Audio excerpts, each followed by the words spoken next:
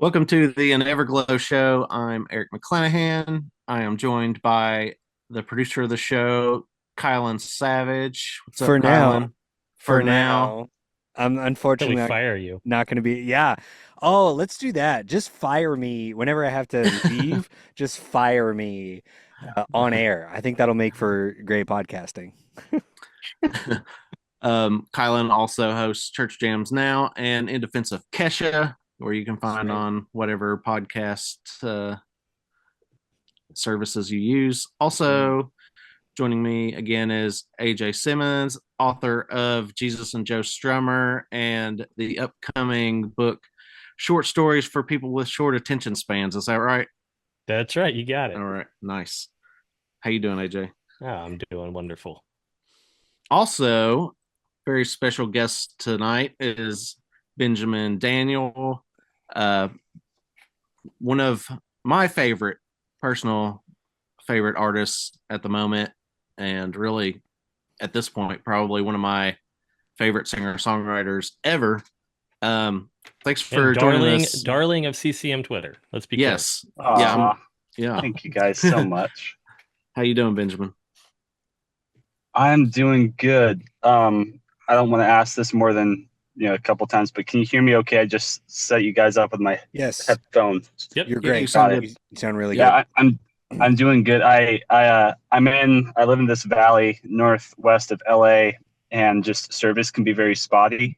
So I have to leave my apartment sometimes and find like a parking lot that Oh, is gonna have better service. So that's where I am right now. But I'm doing good. Yeah, I just have had a couple of events with my church today, just like game game day with a friend, and we had a cornhole tournament. Yeah, so That's very right. just cool. a really sweet day overall. Just chilling for the Awesome, most part. awesome. Yeah. Well, thanks again for joining us, Kylan. Did you have anything you want to ask? But since you have to hop off soon, anything in particular that you were? Yeah. Uh, so first off, Benjamin or Ben? Do you have a preference, Um, or Mr. Either one. Daniel? Maybe Yeah. maybe I'll I call you I Mr. Daniel. like I like my full name, the Ben can seem kind of bland compared to Benjamin, but also I've gone a bit my whole life, so it's a little bit, too late at this point. But that's what All right, branding is for. that's But right. I don't expect people to take the time for the extra two syllables. All right. So So either one okay, works for me. I appreciate that, Mr. Daniel. My first question. No, okay. So I don't know how much you're aware of, but here on the Glow show, we just last week covered Shelter Heart, and Mm. it was a lovely experience. I don't know if I okay. So the three of us have all been texting, and these guys have been preparing questions. And little did they know that I am, the resident Chaos Goblin, and I didn't have anything necessarily prepared. But Yeah, I it's did. convenient. His dad's here. He doesn't have anything prepared, and his dad showed up. Oh, guys! Oh no! So He's here right now. I gotta go.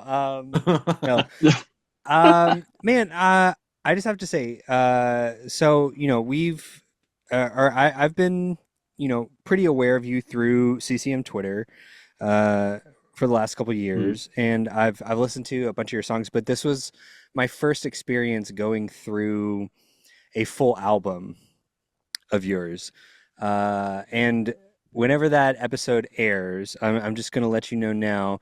I made some jokes up top that it's too long because that's sort of my brand. I don't like long albums, but this has been, it was one of my favorite listening experiences of the year. So Oh, I oh just gotta wow. Thank give you you. kudos, man. Oh, It's a that's a really good blessing. album. Yeah. Thank you so much. It So is long, it is don't so take it. long, Don't but take it I have personal. If but it's it's longer over. than no like Oh hard 30 yeah, minutes, feelings. he doesn't like it. Kylan that's will not like if it's more than 30 minutes. but So that's the thing. It If was you over. talked, if you talked, talk to me and just in general, you'll find it'll make more sense. I'm a long-winded person, Yeah. so I love it. So my question was, I would just like to hear, I'm guessing these guys are going to get into more sort of like broad general questions, but I want to go back to that album specifically. And I want to talk about your headspace, right? Like going into writing and recording that album. Like what was that process like? Like when did that writing process Yeah. start? And then how did you get into, finding your producer? I definitely want to hear about that because that's Yeah. a fun little tidbit. And then, uh, actually getting the album recorded. Yeah. Yeah. The writing process was kind of, it was over a few years. So the first song I wrote, uh, which I didn't know was going to be on the record, but was There Are Others Here, and that was in 2017. And then the last song I wrote for the record was, I think it was Green Again, Nice. which I wrote, a few months before going to the studio. And so it was kind of like a almost 4 year spread of writing those songs. Um, I knew I wanted to have kind of a fuller sound, relatively speaking, at least from the the first record I did, which was kind of like I'm proud of the songs and what we did, but it's kind of like a glorified demos album in a way. Right. And I had a part two to that record planned out because I wrote a bunch of songs, and some songs I'm still proud of that I never recorded. But then part of the process of making this record was actually in my connecting with Asher Peterson. In 2020, I moved from Lawrenceville, Georgia, a suburb of Atlanta, which is where I grew up, um, to the Los Angeles area in August 2020, and had a few of these songs written for Shelter Heart.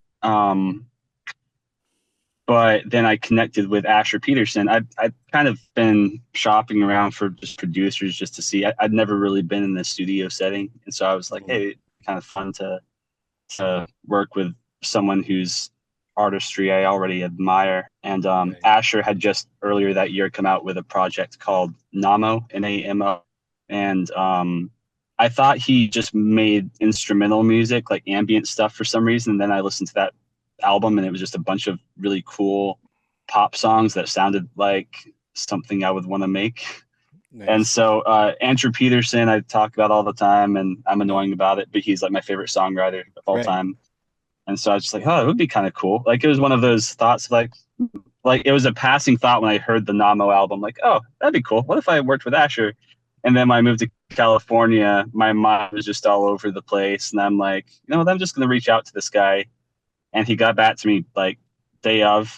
We started a phone conversation and found out we like the same music, have kind of like similar philosophies in terms of how we make it.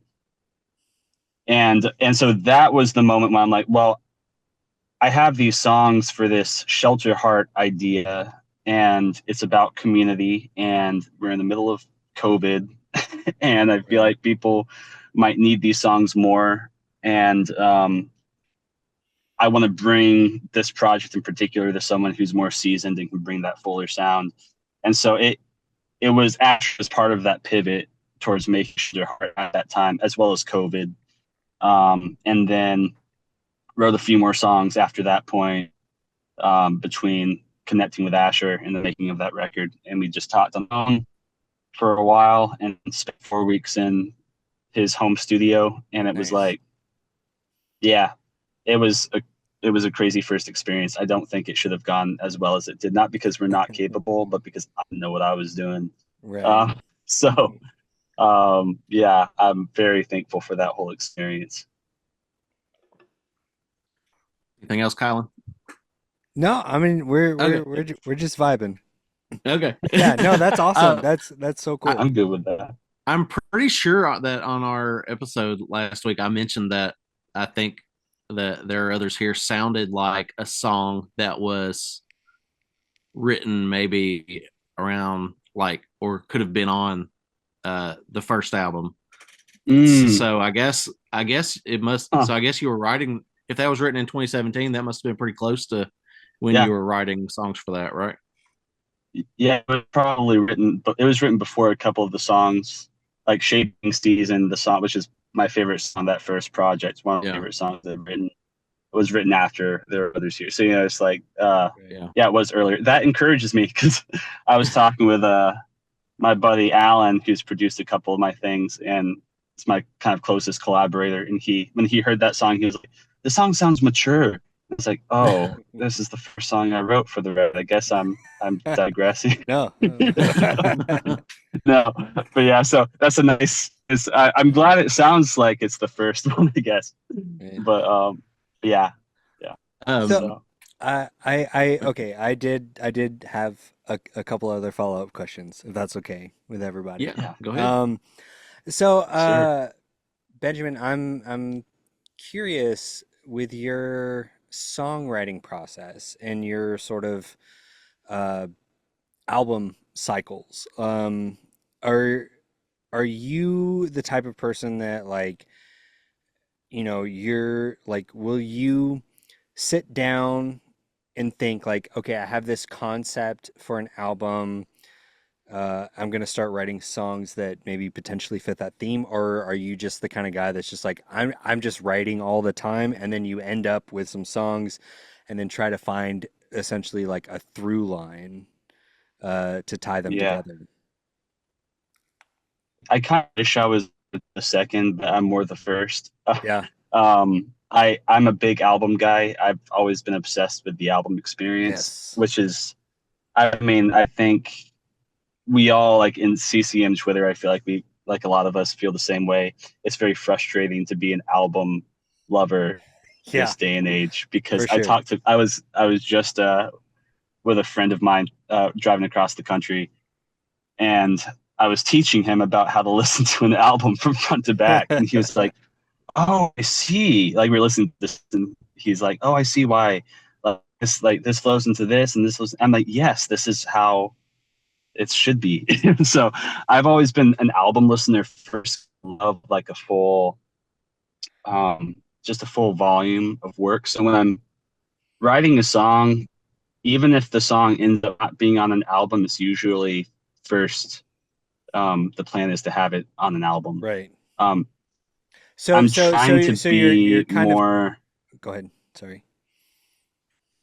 Oh, I was just saying I'm trying to be more flexible with that, Right. just because I want to be able to keep putting stuff out and Right. caring for the listener and not always putting out big projects.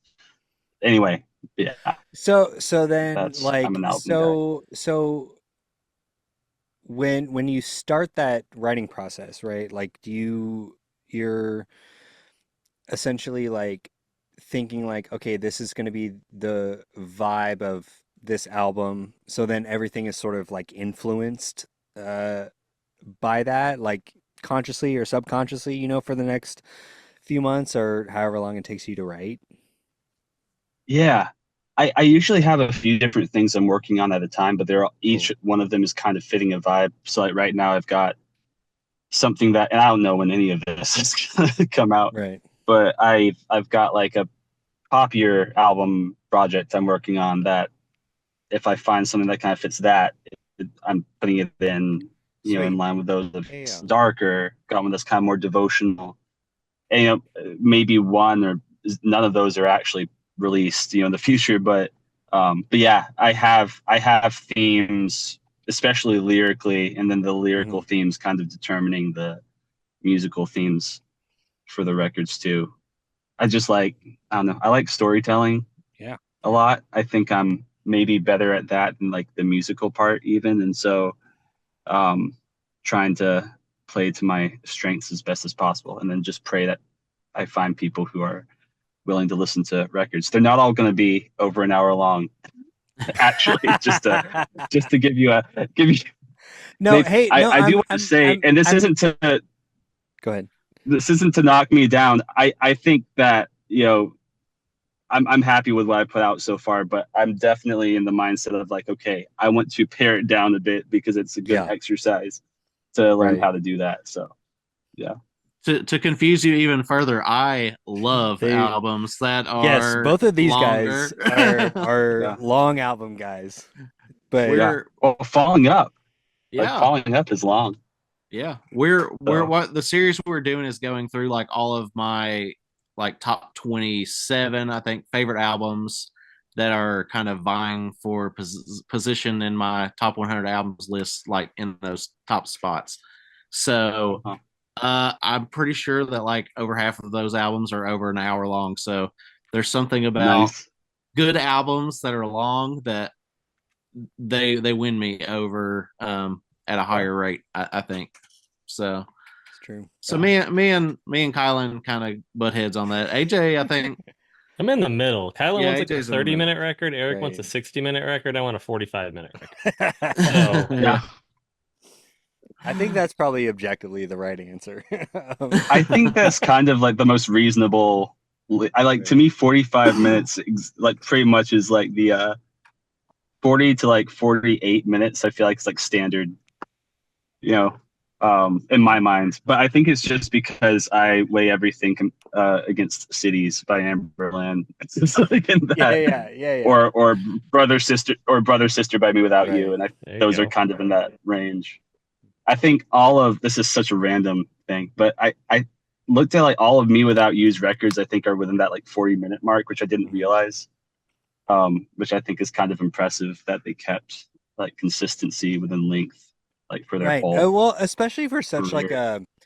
a jammy, vibey band, right? Like you. They could have not done so anticipating. much, or yeah, they could have. It's Well, and crazy. their- and their- Like and they their don't fan seem like a base- band. too would be fine, like right if they released,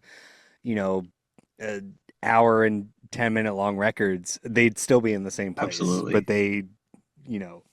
they do keep it tight. Yeah.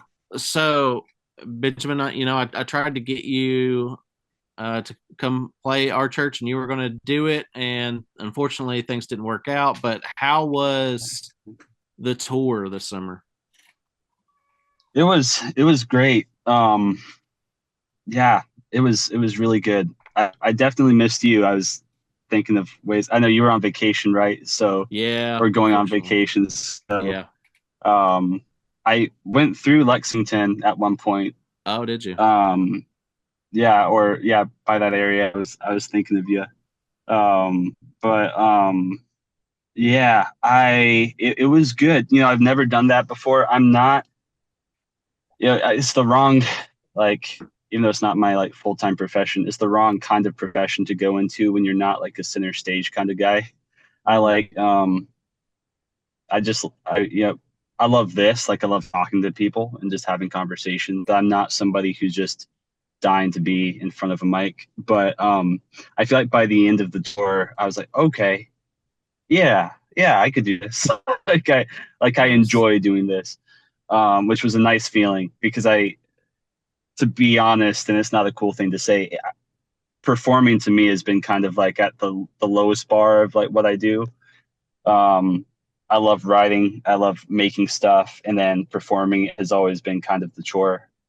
And I feel like this, playing back to back to back to back, it just kind of got more and more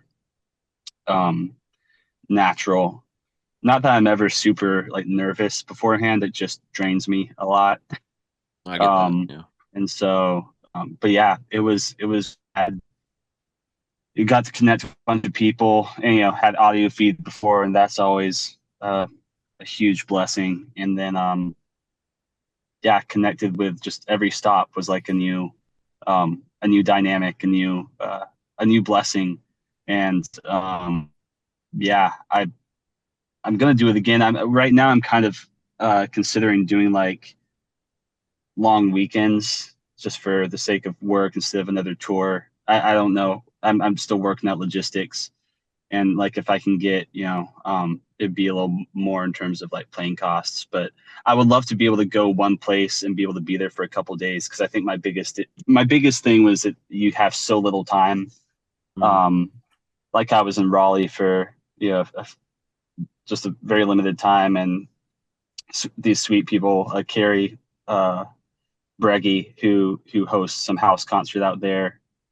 She hosted me, and that was incredible. Didn't know anybody, but then I kind of had to like zoom out like afterwards, and the next morning, I just felt weird. I'm like, I would love to be able to just, I don't know. I don't have much of an interest in just going place to place to place to place. And be like, okay, cool. Here's my songs.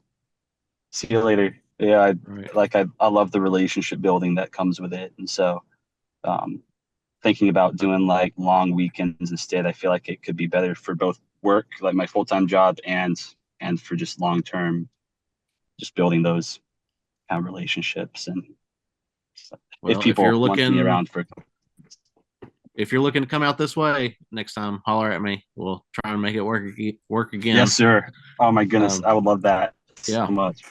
Same here. I actually almost reached out last time because I'm like audio feed. I was like, well, if he's driving, like, it actually might make sense to give him a place to crash before he goes to audio feed and play somewhere. But it's like, I don't know if that's weird, so I didn't reach out.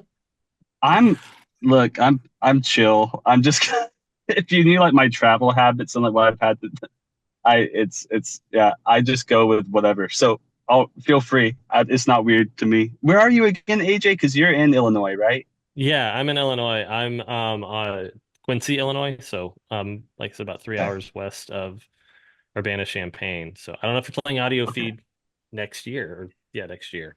But if you are, we are talking about all meeting up at audio feed. So oh, sweet. Yeah. That is the plan if they'll have me again. So yeah. Speaking of like kind of building relationships and stuff, I think CCM Twitter's embraced you quite a bit, and you kind of become like, I guess, indie darling of that scene. I would say. How has that impacted you in any way? Kind of having like a community of people who are kind of rallying around you, and that it seems you're building actual friendships with, and things that people you've gotten to see on tour and things like that. Oh man, it's been such a gift. I mean, like Eric, like you're like the first person. I think I probably told you this, but like you're one of the first people that really repped like my music that I had no prior connection to hardly. Like I knew you on CCM Twitter, but like it was so encouraging to me because there's always that sense, and this is just me being negative, where you're like, do people just like it because they're my friends, which is great for your friends to like your music. But it was the first time it's like, okay, somebody is really invested and doesn't really have a doesn't have an obligation to. And I feel like I've gotten a lot of that from just CCM Twitter. But I mean, it's just a sweet community of people in general, just caring for one another. And I tell people, I'm like, yeah, Twitter is like the worst, except for like where I am. And Twitter, Yeah, it's actually the best. Like it's my favorite part of social media. And Same. so, but yeah, I mean, I think about in relation to my music and beyond too. But speaking in relation to my music, it is something that I do kind of carry as just like a particularly precious thing to me. Because it's helped me. It just helps to know people are listening and care, like, even when they don't. Yeah, like they don't have, again, like an obligation to. But then yeah, there's just a caring community as far as we all care for one another, and rally around each other. So I mean, it really means the world. I can't even describe how much of an encouragement you've been, Eric. Like Thank you. I've been so stoked to just be able to actually talk to you. It's crazy that we haven't until now. I feel like we should have had like 5 phone conversations before. I know we probably should have. Yeah. We'll try and do that every once in a while. Maybe you could come on the show, every so often or something if you wanted to.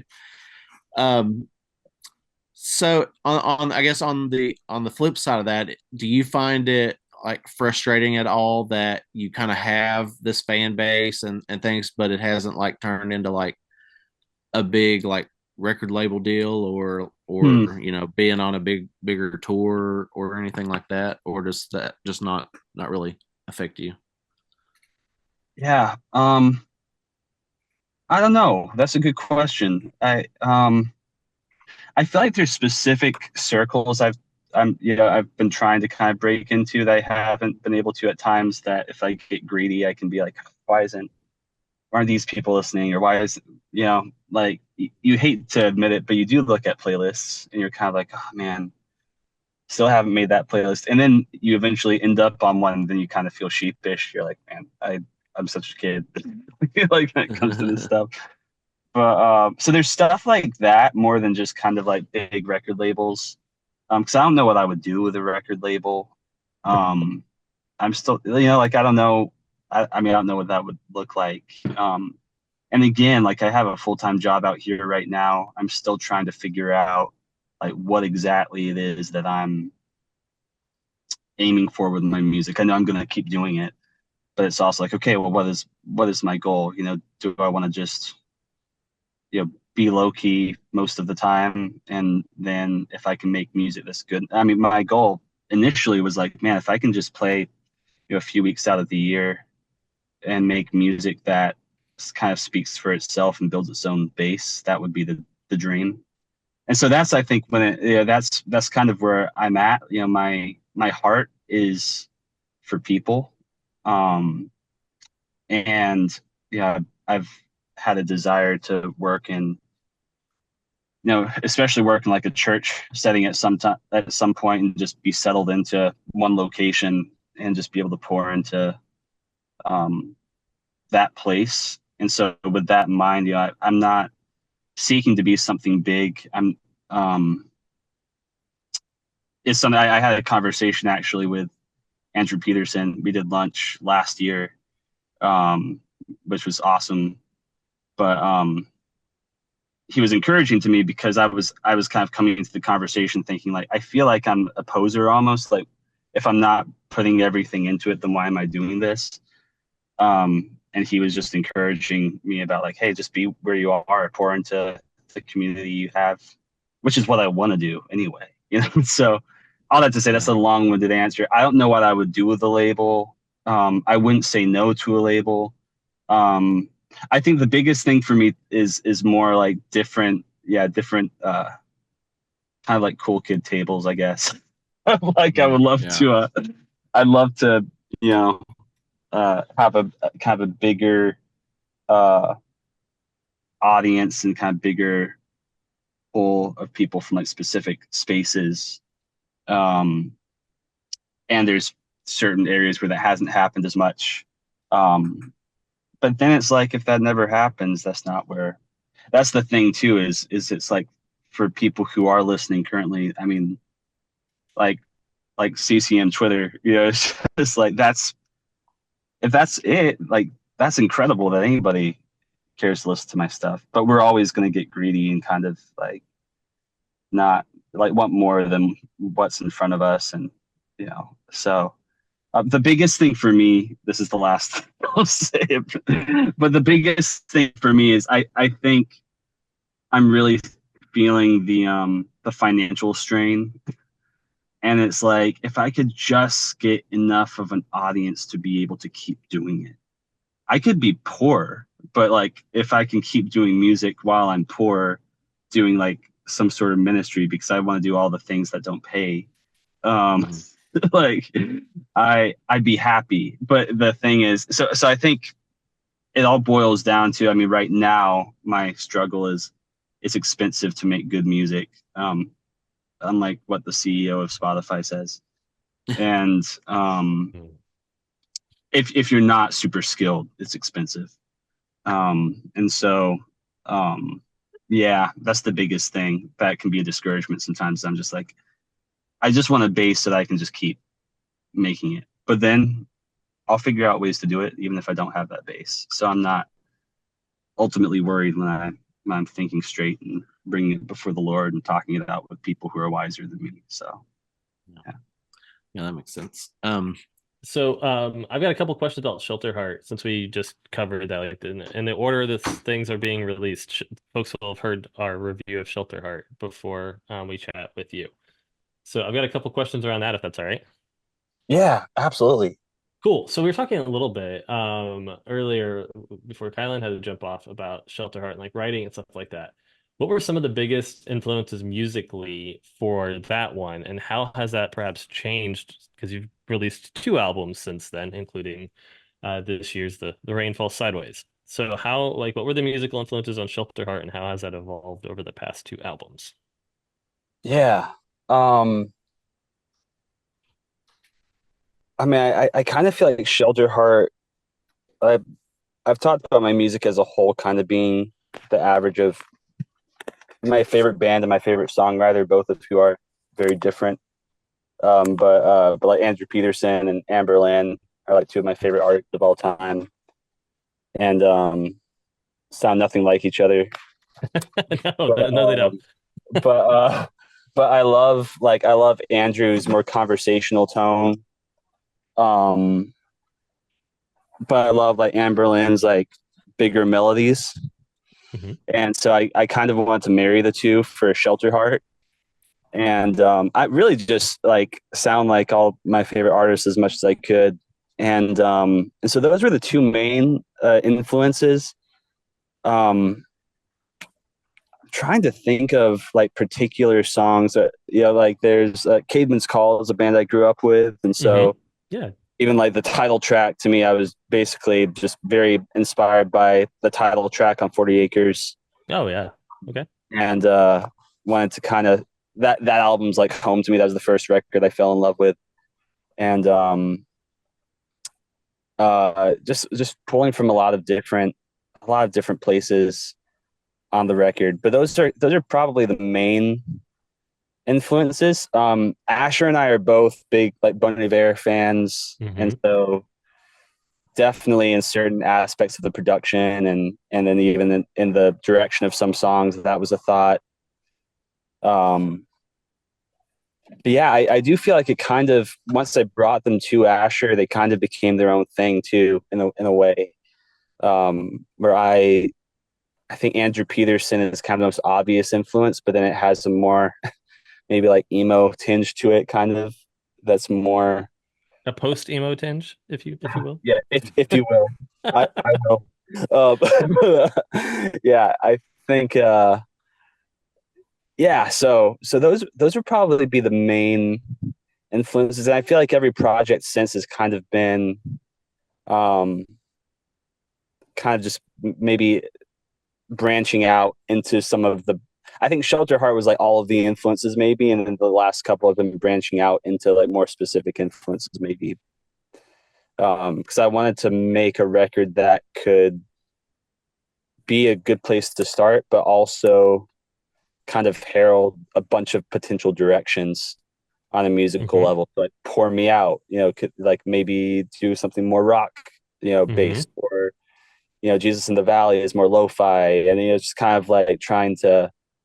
I wanted to capture um, as many different sounds as possible that could just open up the door. But like it feels like the culmination of just all of my favorite music and all of my favorite artists in a lot of ways.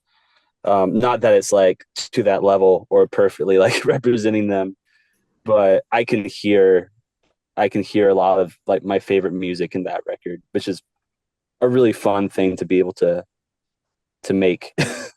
Yeah. Eric will have to help me make sure I got this right, but I think I compared it to sounding like Sufjan Stevens and Pedro the Lion making an album together. Oh, nice. Yeah, I like So, that. Thank you. yeah. Yeah, I think that's what it sounded like to me anyway. And then I think the your release after that is very much more like Sufjan Stevens like Carrie and Lowell or the soundtrack that he did, some of like his most devastating songs on. And then I think Rainfall Sideways even leans into some Jimmy Eat World. I think Um, Lights Out in particular sounds like a Jimmy Eat World too. As an Arizonan that grew up like living and breathing Jimmy Eat World. that is, dude, that's so fun to me. Um, Yeah, I mean, Home Enough for Now is, I mean, there's even one of the song titles is like a reference to Carrie and Lowell. Um, Nice. and there's a couple very blatant, like lyrical, just like pulling from that record. So that album was like as morbid as this sounds, like not long after my mom passed, I was like, oh, I guess like now I'm gonna make a record like that because that album's been so formative for me. So that's very like blatant and um yeah, I don't really care because that album's so good. I think it's one of the best albums ever made. It's But a then great yeah, album. Jimmy Eat World, like for Rain Falls Sideways, that's so fun to me. Yeah, my favorite like compliment thing I've received um was I Brett McCracken from Gospel Coalition like said something about like Jimmy Eat World and like Amberlin via like the Inklings or something like that. like and I'm just I like like that's the that. best thing. Like I've arrived. I won't do any better than that. That's a great one. Like And I think so is, yeah. is it Lights Out on there that I think is really Jimmy Eat World? I think that's right. In my opinion, like that easily could be one of their tunes. Oh, that's so fun. Yeah, no, I that's super exciting. And that's like thank you to like Chase Tremaine for making it that way because you just bring in people who know what they're doing when it comes to like rocking out. I I would love to be able to rock out, but I have not the skills on my own. I can write the song that other people can rock out onto, but I myself am a little bit quieter. That's all So right. As a quiet person, that's fine. It's okay. yeah, sweet. No, thank Um, you though. Those comparisons are so I those comparisons make me happy because I love all of those artists, and so it's just kind of it's fun to even just know I have songs out there that can like remind people of those artists. You know, even if something was like a ripoff, and I don't not that anything I've written. influence. That's the Yeah, word to use. Don't yeah, use rip off. yeah, and yeah, I guess so. But I'm saying even if worst case scenario it was, it's still fun to like have something out there that could evoke music that like means so much to me. So Awesome. Another thing we talked about, me, Kylan, and Eric, was that something that kept coming up is that Shelter Heart sounds like a movie soundtrack, like a really good movie soundtrack. And so my question for you is, if Shelter Heart could be the soundtrack to any movie, which movie would it go best with? And then what about with Rainfall Sideways? What's that the soundtrack to? man, See, I'm trying to help you promote your new record too, and talk about your old one. Look at that. yeah, no, that's great. Thank you so much. Um, but man, because I love movies, I haven't thought about that before.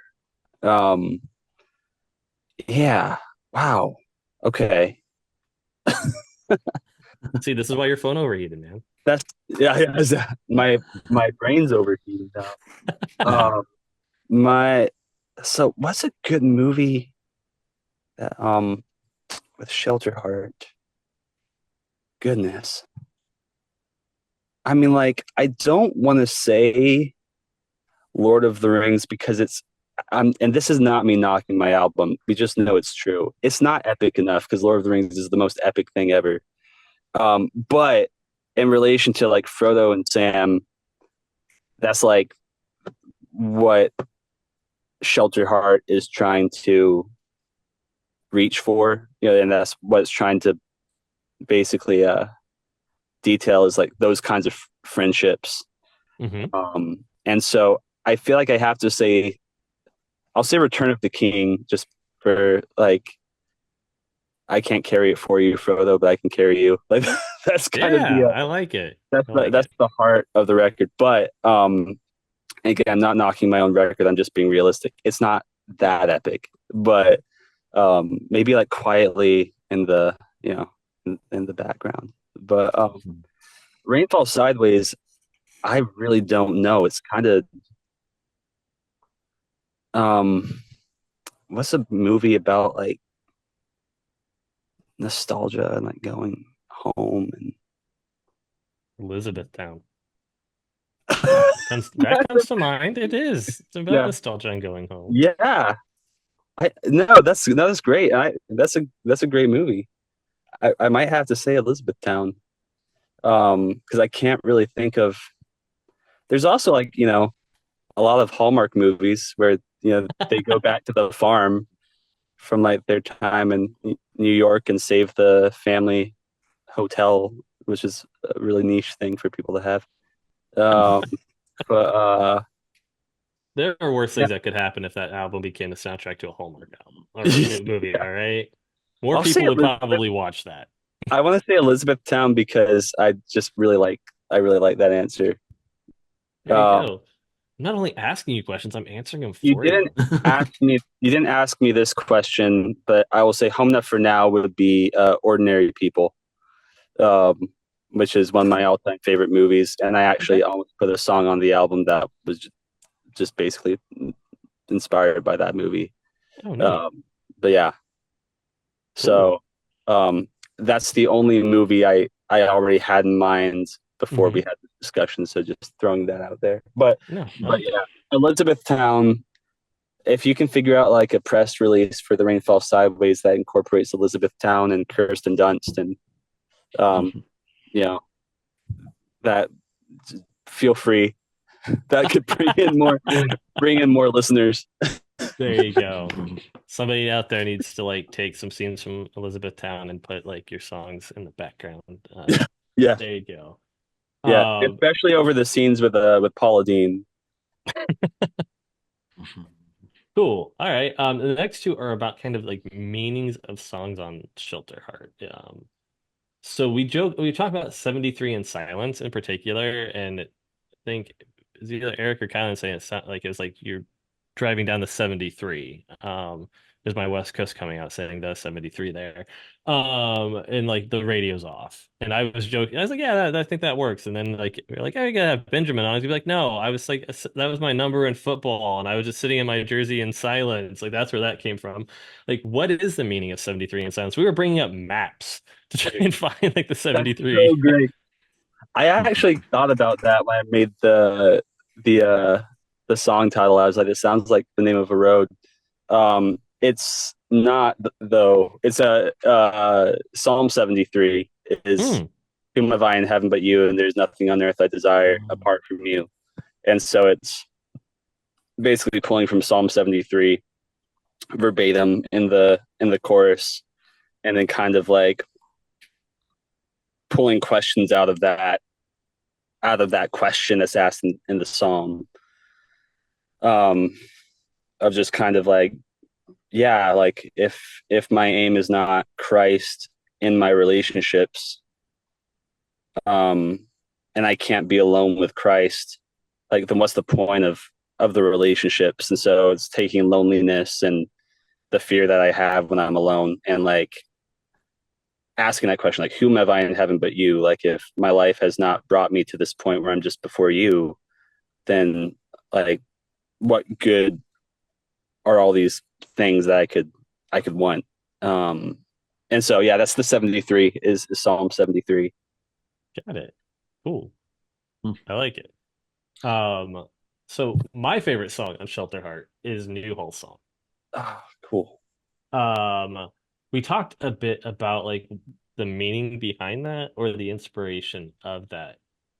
Would you want to talk a bit about that? Yeah, there.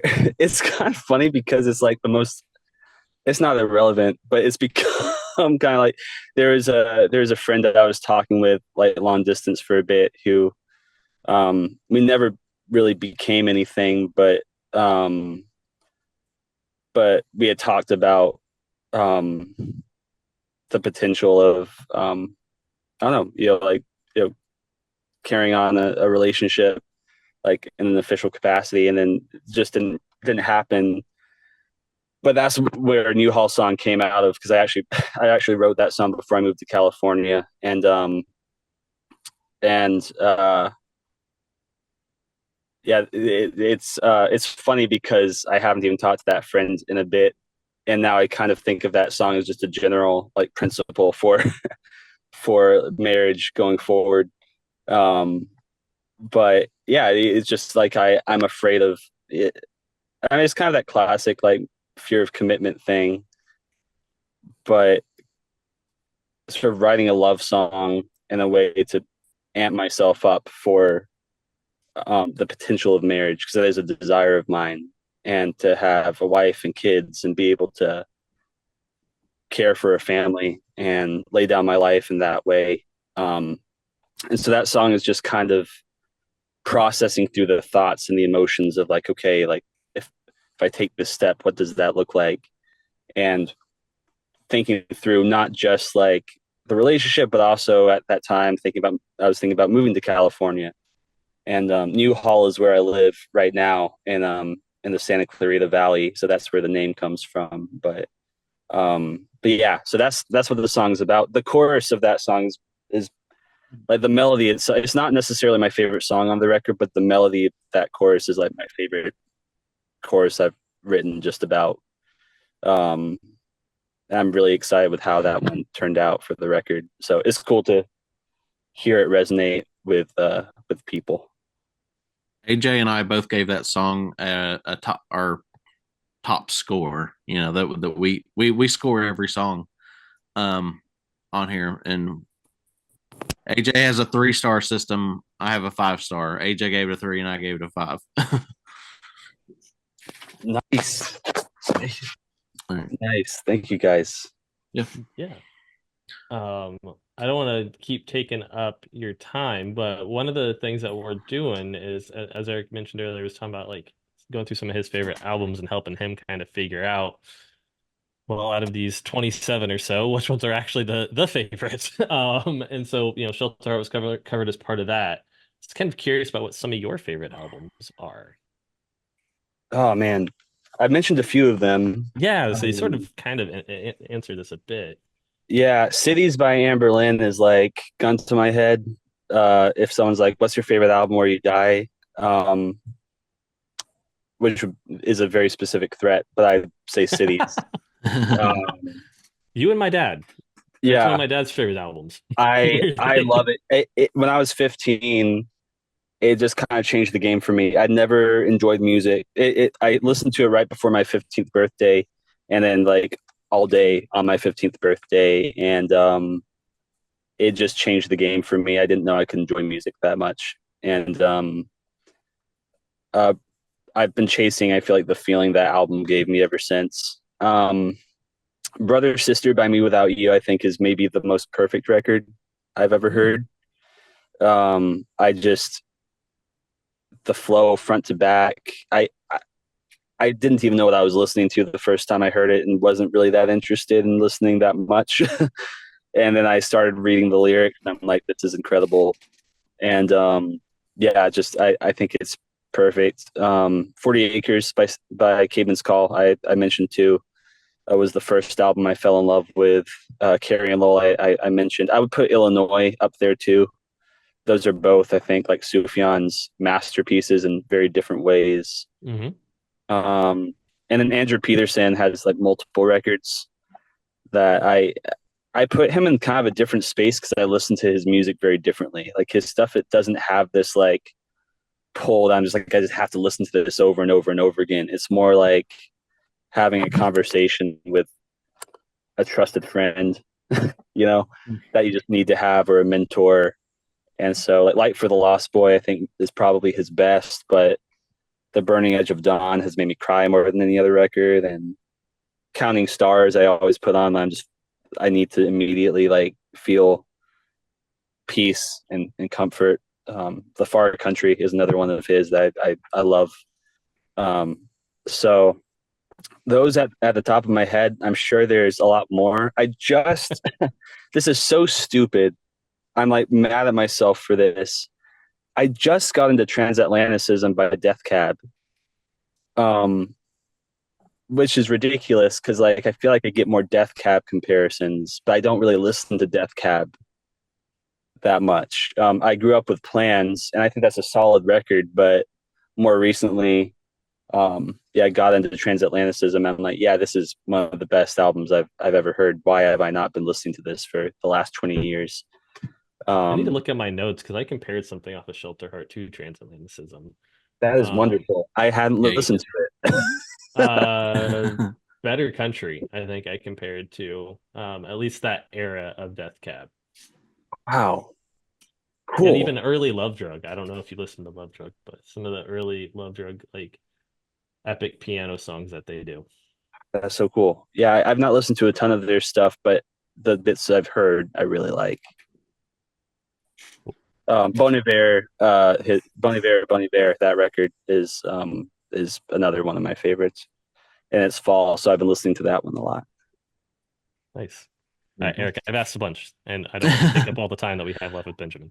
Um, I think I just have a couple more. One thing I want to ask you about, there are um multiple songs on Shelter Heart and on The Rainfall Sideways. I think you maybe do it some maybe on Home Enough for Now, but where you sing kind of fast on slow songs, almost like you're rapping, but you're singing kind of fast. Do you know what I'm talking about?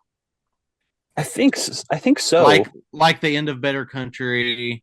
Oh yeah. Um, I think you do it on Westward, I think.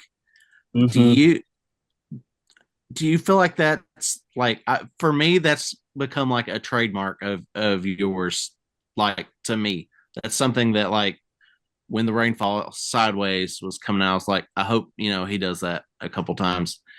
Is Cool. that something that is you like consciously do, or is that just a kind of a just part of your kind of songwriting repertoire or whatever? Yeah. um I guess how conscious is doing that? I'm guessing not very, since you were saying you weren't even exactly sure what I was talking about. Yeah. You mean with the rapish like parts? Yeah, yeah, yeah. I mean, I kind of am. Well, definitely the Morning Sun was like, okay, this is kind of rap at the end of that song.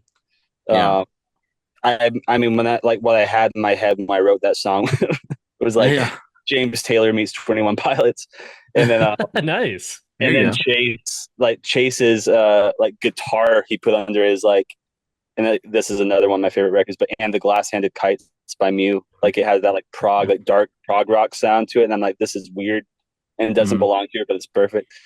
And so that ending part of that song in particular was like that's the one time I see something I've done. I'm like, that feels kind of like rap, but like Westward, definitely the flow. And this is something my friend Alan told me too. And this is like a big compliment to me because I don't listen to rap all the time, but like I'm a big fan of a lot of rap music, and I think it would be fun to like experiment more like on that end of things because I'm very wordy and I love like wordplay and like just making different syllables like rhyme. I just love like figuring out rhyming schemes. And so like yeah, Westward definitely aware with the end that's like very fast paced and there's a lot of words and Mhm. into Better Country for sure too. Yeah. Um yeah, I don't go into a song planning for that. I don't really think like I can't really remember how the end of Morning Sun came about or Westward. I just kind of start singing stuff, and if it feels right, I just kind of start plugging lyrics in, Okay. and and so, but I would love to do more of that. I like the idea of having. I've been listening to this band called Howdy, like HOVVDY. I don't know if y'all heard of them. I've heard Um, of them. Two guys. I absolutely love their record they put out this year. It's one of my favorite records of the year.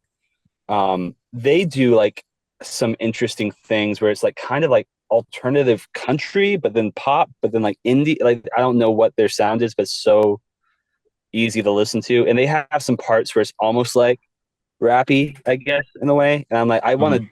I would love to do more stuff like that. It depends on the project. I mean, my desire has been to have like some like full on spoken word stuff, but I've never done it well enough to like have it on a song, I guess.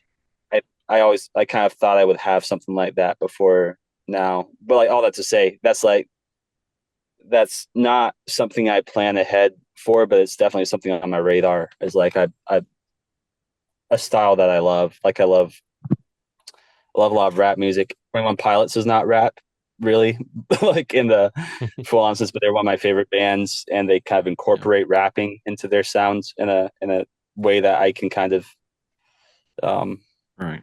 I feel like my music could potentially relate to. And so yeah, definitely something like that's cool to hear that works, because it's more of a risk. And so I will keep that in mind. Like those things stick in my head as like, okay, Eric likes it when I rap. So yeah. It's it's a lot of times it's on slower songs, so it feels very unexpected.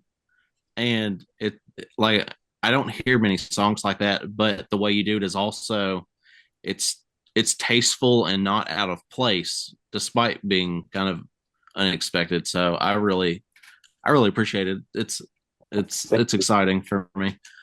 that's good to hear. So I guess last question is, what's next for you? What can we expect as far as you know, how far along are you on a new album? Or I know you said you're, as far as touring, you were talking about just doing weekend things. So I guess as far as new music and things, where are you at with that currently? Yeah, I think I'm just kind of leaving it to the Lord right now, as far as I feel like even just in the last couple of weeks I've been able to get into more of a groove when it comes to writing. And that's like my favorite part, is like making stuff and listening to demos, and it's awesome to hear them come together. But like the excitement of beginning to create something is like my favorite part of doing music, on the creative level at least. But I think I really wore myself out the last year and a half. And so I've probably written less in like the last year. Certainly the last year and a half than I have in a, maybe since I started to write. But now I feel like I'm kind of getting back on the horse, and I've been able to come up with more stuff. And so I don't know exactly what the next project is like. I just got my own recording gear. And it's a steep learning curve, but I want to be able to have the means to be able to just put stuff out more consistently. And even if it's like a couple of singles, but I always do have those album ideas in mind. And I have a particular idea that is, I think will probably be, if not the next thing, then the thing after the next thing. That's more, I don't know if I guess more pop. Like I'll say like it'd be different than Lights Out, but that same kind of feel of just I want to put a record out that's very immediate, not just. It's kind of an experiment of like I want to put something out that has accessibility, kind of like the anti like Home Enough for Now. Like has, which the Rainfall Sideways is, I want to, like, it was supposed to be more that way, and I think kind of found this middle ground, which was probably more appropriate.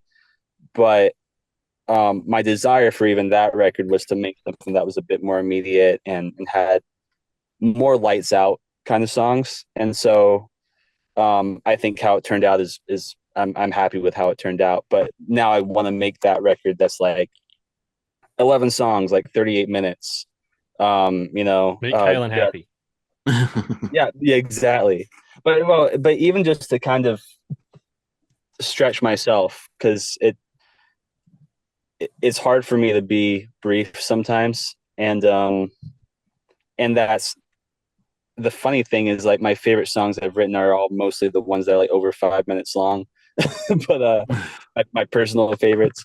But I want to test myself and kind of like, okay, like how can you write something that doesn't lose like the depth, but also is a little bit easier to grasp, both for the sake of just stretching myself artistically, but also like caring for just the average listener too, not at the expense of people who care about what I've done up to this point. But definitely just to kind of Yeah, I mean, it is like what I'm working on is kind of like a for the people record in a way, but I don't want it to sound like that, if that makes sense.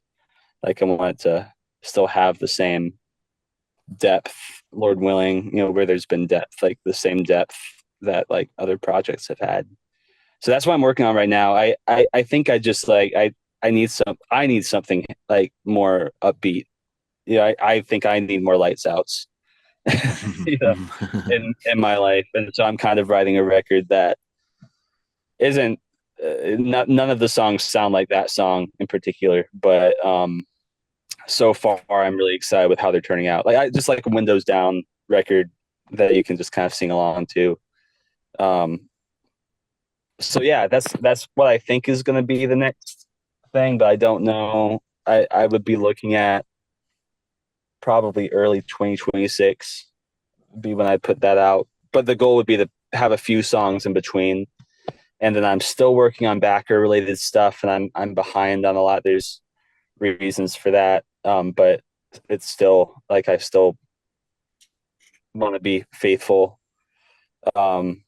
with the stuff that the people who have invested in the Rain Falls Sideways as a project, and I had a couple delays that came up, and that's kind of the top priority, and then working on multiple projects, but that one kind of poppier, I guess, project is the one I kind of hope to have out next. So anyway, sorry, that was long-winded. No, it's very It's very fine. cool. Yeah. Looking forward to that. So I guess where do you want to tell people where the best place is to connect with you online, or anything, or where they should check out your music or anything? Yeah. I mean, Instagram, Benjamin Daniel, and that's Benji Daniel Music is my Instagram handle. You can look up, Facebook. Not as many people use Facebook, but I'm always surprised how many people engage when I do post through my Facebook account. And then Twitter, obviously, like that's my favorite place, and Same. because of you guys. And yeah, so that's I think it's Benji Coons is my Twitter handle, and Coons Kunz is my real last name. Daniel's my middle name, but it's my last name as far as music is concerned. Yeah, so those would be the best places, and yeah, I just like to meet people and be able to connect and hopefully encourage, and that's my goal. It's a kind of simple goal, and just music is one way I'm able to do that. And so thank you guys so much for engaging with it and encouraging me. Like I said it already, but like the stuff y'all have shared does not, like, it doesn't just like go over my head. Like it's deeply encouraging. Just deeply encouraging to me. So don't that's not to say like please post every day about my like, when like just the stuff y'all have shared has really helped me, because it's hard to, you just deal with a lot of pride and insecurity and anxiety, and you're just like, is this worth what I think like you swing back and forth where you're like, I think I'm like amazing at this, or like I think I'm not good at this at all. And just to hear it and see like what y'all are saying about it is such an encouragement to me. And to me, again, like, I mean, I just like connecting. So yeah, I just would love to keep talking with you guys. I'd love for this to be more of a springboard into that. That's my heart, to build a dialogue with my songs. And so thank you guys so much. Awesome. Like, this is for the y'all are covering Shelter Heart. Even, whatever y'all have to say about it, the fact that y'all are listening to it and talking about it is crazy. I just work in financial aid. So It's very So you're saying to keep calling you a suffocating dork? That's what I've heard here. a suffocating dork, dude. That's so funny.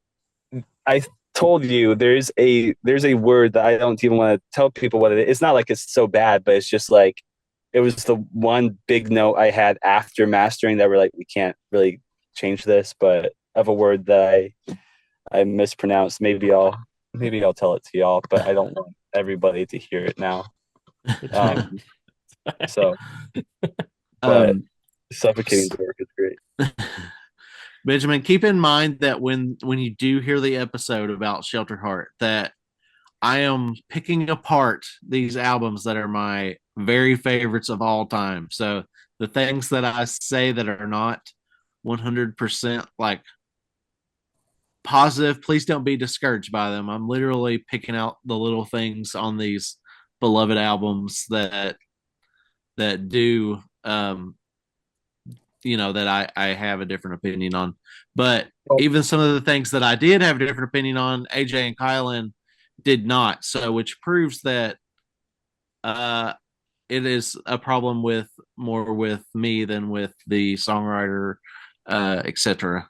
Dude, I can't believe you're even like saying that. Like, you've been the most encouraging person about this record. I don't anticipate there being I don't think every facet of the record is perfect, but even where like those things are helpful too. Not to go off onto something else, like Rainfall Sideways got it was a nice, but it got a review that wasn't like super flattering of it. That bummed me out when I first read it, because it was essentially like the lyrics are really good, the music like leaves a lot to be desired, but was, to be honest, like the critical part was saying was very helpful to me, because it was stuff that, even though I might not necessarily agree with every facet, it's something that's been in my head as like, yeah, I do want to be better in these specific areas. And it was confirming in those spaces to me as an artist of like where improvements can be made. And so like, all that to say, dude, I'm actually I'm looking forward to hearing all of it. Like because it's all going to be helpful to me. So I just say that ahead of time to give you a peace of mind.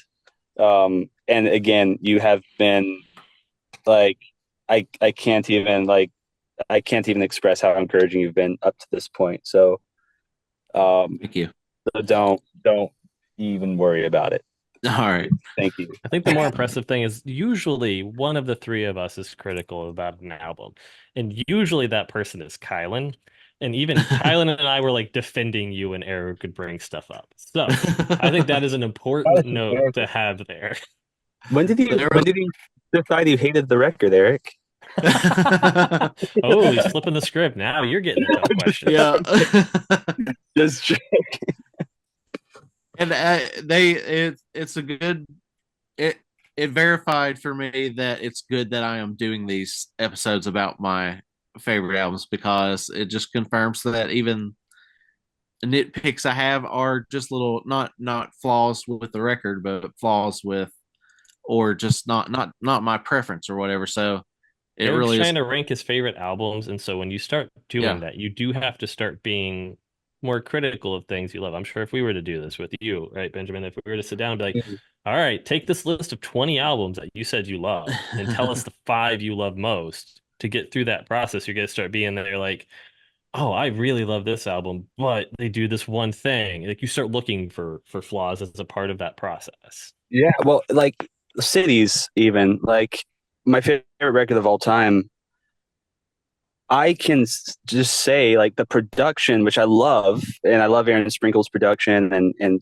but it is very busy and very like, it sounds kind of like the band is playing like you're listening to them playing in an arena from like outside the arena almost. Like it's like it has that sound, which makes it big, but also kind of confined in a way that I don't typically like with albums now. Like it's not something I seek after as much now, but I wouldn't have it any other way for that record. But if somebody was just like, yeah, I think the production's a little like muffled and I can't, and like cluttered, I'd be like, I actually might agree with you. And even with that record, you have like There's No Mathematics to Love and Loss, which I think is a great song, but is like the clear like weakest in parentheses and on the record. So all that to say, like, dude, like, I mean, that's my favorite record of all time. And there's little, things I could say about it. So I mean, I think it's yeah, it's not a knock. And any artist who gets too caught up in criticisms, and I do this, like when I read that, review recently, and the guys who did the review, so I was like, I have a relationship with them and care for them, so I don't take it personally. But it did like kind of bum me out for a second because I was getting caught up in myself, and you start wondering if what you did was good. But that's not a response that's coming out of the truth.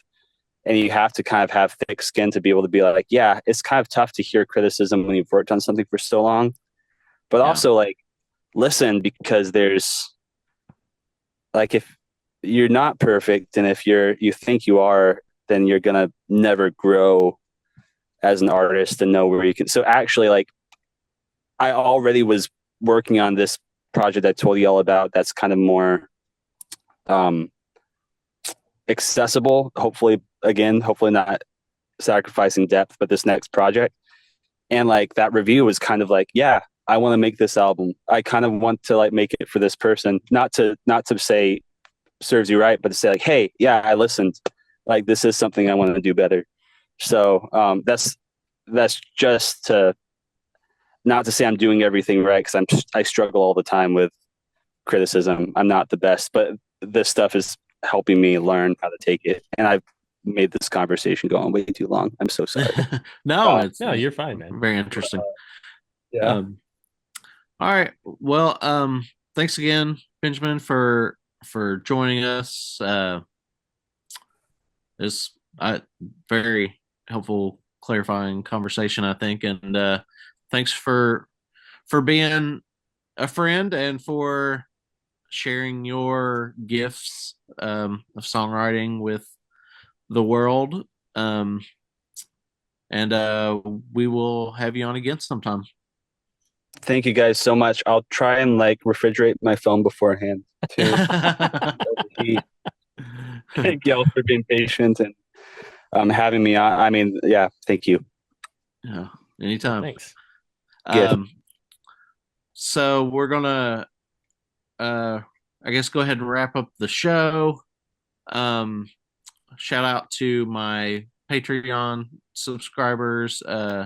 Shout out to Tim Rogers, who is a WoW tier subscriber, and I